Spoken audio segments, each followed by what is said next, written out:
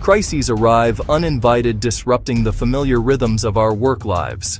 A global pandemic that shutters entire economies, a localized supply chain breakdown that halts production, a sudden cyberattack that freezes critical systems, a natural disaster that tests the limits of our infrastructure. These events are inherently difficult, often bringing with them a heavy mantle of stress, uncertainty, fear. They push our organizations, our teams, ourselves to the brink, exposing vulnerabilities we may not have known existed. The pressure can feel immense. The immediate goal is simply to survive, to navigate the storm, reach calmer waters on the other side. Within this turbulence lies a profound and often overlooked opportunity. The first phase, anticipation, is about building the organizational muscle to sense and prepare for future disruptions. This is not about having a crystal ball, but about cultivating a state of mindful readiness. Leaders can foster this by actively scanning for weak signals, small, seemingly insignificant anomalies that could indicate a larger problem brewing. This involves creating forums where team members from different departments can share observations without fear of dismissal. Running simple, low-cost drills and what-if scenarios can be incredibly revealing.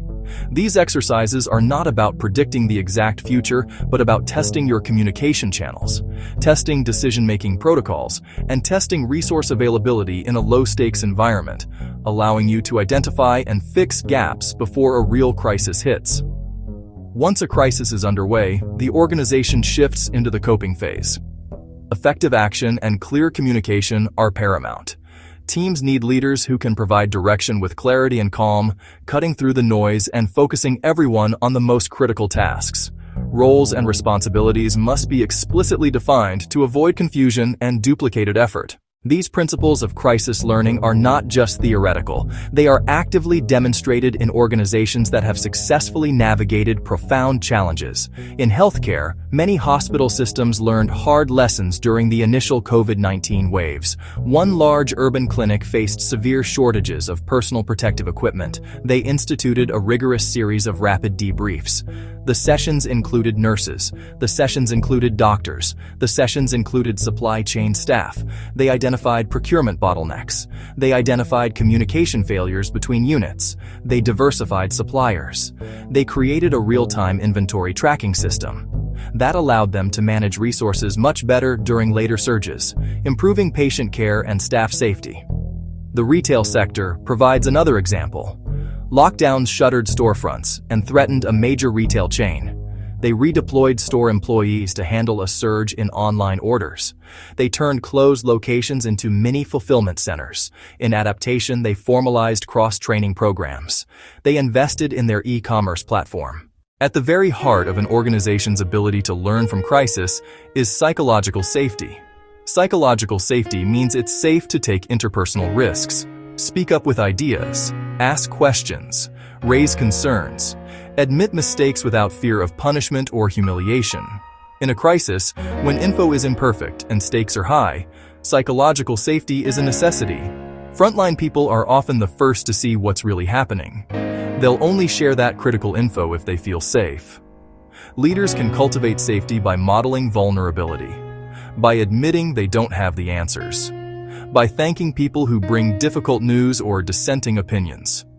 To turn open dialogue into lasting change, capture knowledge with structured mechanisms. Insights are fleeting and get lost unless deliberately recorded.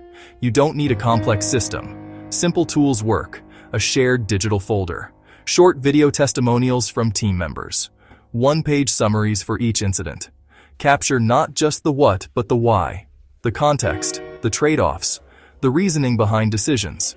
The memory of a crisis fades quickly, but the next one is always on its way.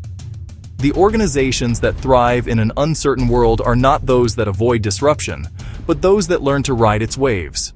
Learning from crises is not a complex, resource-intensive project reserved for large corporations.